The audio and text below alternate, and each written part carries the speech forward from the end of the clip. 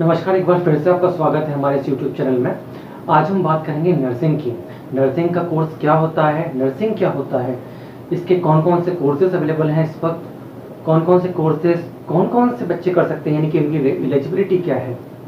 इसके अलावा कौन कौन से इंस्टीट्यूट नर्सिंग का कोर्स करवाते हैं और इसकी जॉब अपॉर्चुनिटीज़ इंडिया में क्या है, इन सब के बारे में विस्तार से आपको आज जानकारी देंगे।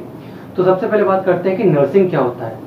तो नर्सिंग एक ऐसा सब्जेक्ट है जिसे हम सेवा का क्षेत्र मानते हैं। आज के दौर में जब कोरोना अपने चरम पर है और कोरोना भारत ही नहीं बल्कि पूरे विश्व को अपनी चपेट में लिए हुए है, तो आप देख रहे होंगे कि जो डॉक्टर्स हैं उनके साथ साथ जो नर्सिंग स्टाफ है वो कंधे से कंधा मिलाकर हमारी सेवा कर रहा है, मरीजों की सेवा कर रहा है। पूरे देश में आज नर्सिंग स्टाफ को सलाम किया जाता है। सो नर्सिंग स्टाफ एक ऐसा स्टाफ है जो काफ़ी रिस्पेक्टेड है, इसमें पैसा भी काफ़ी अच्छा है, इसमें करियर अपॉर्चुनिटीज काफ़ी अच्छी हैं।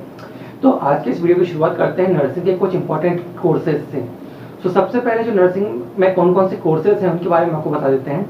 तो नर्सिंग के क्षेत्र में सबसे ज़्यादा जो प्रचलित कोर्स है वो है आपका बीएससी नर्सिंग। बीएससी नर्सिंग के अलावा GNM, ANM, post basic nursing, MSc nursing और पीएचडी नर्सिंग, ये सारे कोर्सेज आप नर्सिंग के क्षेत्र में कर सकते हैं। आप किसी भी क्षेत्र का चुनाव कर सकते हैं, किसी सब्जेक्ट का चुनाव कर सकते हैं। अब हम एक एक करके जानते हैं कि किस सब्जेक्ट के लिए कौन कौन सी एलिजिबिलिटी चाहिए या किस कोर्स के लिए कौन कौन सी एलिजिबिलिटी चाहिए।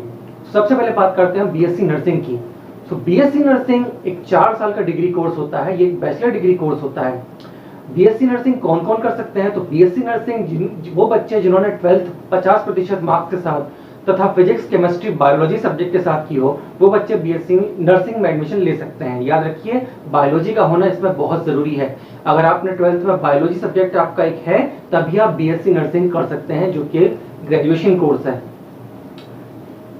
बीएससी नर्सिंग 4 साल का कोर्स होता है। इसमें आपका कुछ पार्ट हॉस्पिटल्स में ट्रेनिंग का भी होता है। जो अच्छे इंस्टीट्यूट्स हैं वो काफ़ी अच्छी ट्रेनिंग भी करवाते हैं। कुछ मेडिकल कॉलेजेस हैं वो तो आप इन हाउस ट्रेनिंग अपनी देती हैं। इसके अलावा कुछ कॉलेजेस हैं वो भी अपने यहाँ और बाहर मेडिकल कॉलेजेस में या फिर दूसरे किसी हॉस्पिटल में आपको ट्रेनिंग प्रोवाइड करवाते हैं। सो आपका जो इंस्टीट्यूट का चुनाव है वो भी काफ़ी सोच समझ कर अच्छे से जांच परख कर ही आपको करना चाहिए और ऐसे इंस्टीट्यूट में आपको प्रवेश लेना चाहिए जो कि ट्रेनिंग करवाता हो, क्योंकि नर्सिंग का फील्ड क्या है, मेडिकल फील्ड क्या है, it is basically a training field area. आपको अगर ट्रेनिंग करने को मिलेगी, इन हैंड ट्रेनिंग मिलेगी, आपको खुद पेशेंट को क्योर करने को मिलेगा, तभी आप अच्छे से समझ सकते हैं कि एक नर्स की क्या क्या ड्यूटीज होती हैं और उसे कैसे निभाना चाहिए। आपके हैंड्स भी अच्छे होंगे। आप जैसे ऑपरेशन थिएटर वगैरह में डॉक्टर को असिस्ट करते हैं तो वहाँ भी आपको पता होना चाहिए कि कैसे स्टरलाइज कंडीशंस मेंटेन करनी है, कौन कौन से इंस्ट्रूमेंट होते हैं, स्टरलाइजेशन कैसे करते हैं इंस्ट्रूमेंट्स का, और आपकी जो हाइजीन है उससे रिलेटेड जितनी भी जानकारी होंगी वो सारे कॉन्सेप्ट आपके प्रैक्टिकल ट्रेनिंग में ही क्लियर होंगे। थ्योरी तो आपको पढ़ना ही पढ़ना है, लेकिन साथ में आपको प्रैक्टिकल्स पर भी विशेष ध्यान देना है। अब बीएससी नर्सिंग में आप जो सब्जेक्ट पढ़ते हैं वो काफ़ी सारे होते हैं, जैसे कि psychology, child care, gynaecology, biochemistry, microbiology, genetics, sociology, English भी इसमें एक सब्जेक्ट होता है। तो काफ़ी सारे सब्जेक्ट होते हैं। दूसरी हम बात करते हैं जीएनएम की। तो जीएनएम का फुल फॉर्म होता है जनरल नर्सिंग मिडवाइफ। अब जो जीएनएम का कोर्स है ये 3.5 साल का कोर्स होता है, 3.5 ईयर्स का कोर्स होता है। वे बच्चे जिन्होंने 12th में फिजिक्स, केमिस्ट्री, बायोलॉजी के साथ किया हो वे बच्चे जीएनएम कर सकते हैं। हालांकि दूसरे स्ट्रीम के बच्चे भी जीएनएम का कोर्स कर सकते हैं। यदि किसी के पास मैथ्स है, कॉमर्स है, आर्ट्स है, वो भी जीएनएम का कोर्स कर सकते हैं। लेकिन जीएनएम के बारे में आपको एक बात बता दूं कि 2021 से जो जीएनएम का कोर्स है वो बंद होने वाला है। नर्सिंग काउंसिल ये ऐलान कर चुका है कि जो जीएनएम का कोर्स है उसको 2021 से बंद कर दिया जाएगा। तो संभवतः 2020 का जो सेशन है आपका, इसका आखिरी सेशन हो, 2020 से 21 का सेशन इसका आखिरी सेशन हो। तो जो नर्सिंग जीएनएम नर्सिंग ये कोर्स बंद होने वाला है। 3.5 साल का कोर्स है और जैसा कि बीएससी नर्सिंग में मैंने आपको जो सब्जेक्ट बताया करीब करीब वही सब्जेक्ट इसमें भी पढ़ाए जाते हैं। ये डिप्लोमा कोर्स है, ये डिग्री कोर्स नहीं है। ये एक डिप्लोमा कोर्स है, ये डिग्री कोर्स या बैचलर डिग्री कोर्स नहीं होता है। ठीक है, इसके बाद हम अगली बात करते हैं एएनएम की। एएनएम का फुल फॉर्म होता है ऑक्सिलरी नर्सिंग मिडवाइफ। ये 18 महीने का कोर्स होता है और ये भी किसी भी सब्जेक्ट के बच्चे 12th में जिन्होंने पास किया वो कर सकते हैं।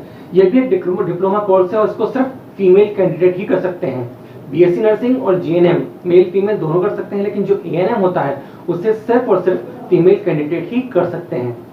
अगला जो हमारा कोर्स है वो है हमारा पोस्ट बेसिक नर्सिंग। ऐसे बच्चे जो जीएनएम करने के बाद आगे पढ़ना चाहते हैं, आगे एमएससी वगैरह करना चाहते हैं, तो उन्हें एमएससी करने से पहले पोस्ट बेसिक नर्सिंग करना होता है। ये भी 2 साल का कोर्स होता है जो कि जीएनएम करने के बाद किया जा सकता है। अगला जो हमारा सब्जेक्ट है वो है एमएससी नर्सिंग। ऑब्वियसली जिन्होंने ग्रेजुएशन किया है या फिर जो पोस्ट बेसिक नर्सिंग कर चुके हैं वो एलिजिबल होते हैं एमएससी नर्सिंग करने के।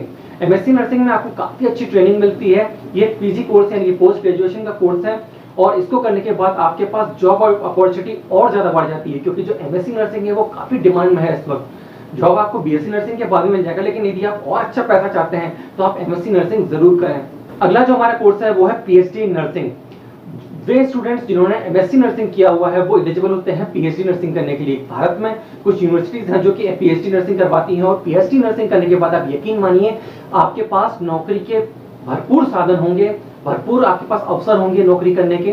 काफी अच्छी जॉब्स मिलती हैं इसमें, क्योंकि पीएचडी नर्सिंग आपको बहुत ही रेयर मिलते हैं, बहुत ही कम पीएचडी नर्सिंग अच्छे इंस्टीट्यूट से किए हुए कैंडिडेट मिल पाते हैं। इसीलिए पीएचडी नर्सिंग का अगर आप सोच रहे हैं तो ये काफी अच्छा अपॉर्चुनिटी है। 4 से 5 साल करीब लगते हैं कोई भी पीएचडी करने में। उस तरफ एमएससी नर्सिंग में भी 4 से 5 साल, या फिर डिपेंड करता है कि आपका प्रोग्रेस क्या है, पर मेरे हिसाब से इसमें 3 से 5 साल का जो एक एवरेज ड्यूरेशन हम मान सकते हैं। अब बात करते हैं कि कौन कौन से इंस्टीट्यूट है भारत में जो इस सारे कोर्सेज करवाते हैं। तो इनके लिए सबसे जो प्रसिद्ध कॉलेज है उनके मैं आपको कुछ के नाम बता रहा हूँ। आप नेट पर जाएंगे तो आपको और भी काफी मिल जाएंगे, लेकिन जो टॉप यूनिवर्सिटीज हैं उनके नाम मैं आपको बता रहा हूँ। सबसे पहला नाम आता है क्रिश्चियन मेडिकल कॉलेज लुधियाना और वेल्लोर। काफी अच्छे इंस्टीट्यूट है, काफी रेपुटेड है, और नर्सिंग के लिए काफी अच्छा जाना जाता है। मेडिकल फील्ड के लिए काफी अच्छे इंस्टीट्यूट है। इसके अलावा BHU, JNU, AFMC, arm force medical college Pune, NIMS Jaipur, Baba Farid university Faridkot, ये कुछ ऐसे इंस्टीट्यूट्स हैं जो काफी अच्छे कोर्स करवाते हैं। इसके अलावा मद्रास यूनिवर्सिटी है, ये भी काफी अच्छी जानी पहचानी यूनिवर्सिटी है नर्सिंग के क्षेत्र में। अगर आप किसी और सब्जेक्ट के बारे में भी जानकारी चाहते हैं तो प्लीज मुझे कमेंट कीजिए, मेल कीजिए, चैनल को सब्सक्राइब कीजिए। Thank you so much. अगले वीडियो में फिर हाजिर होंगे किसी नई जानकारी के साथ।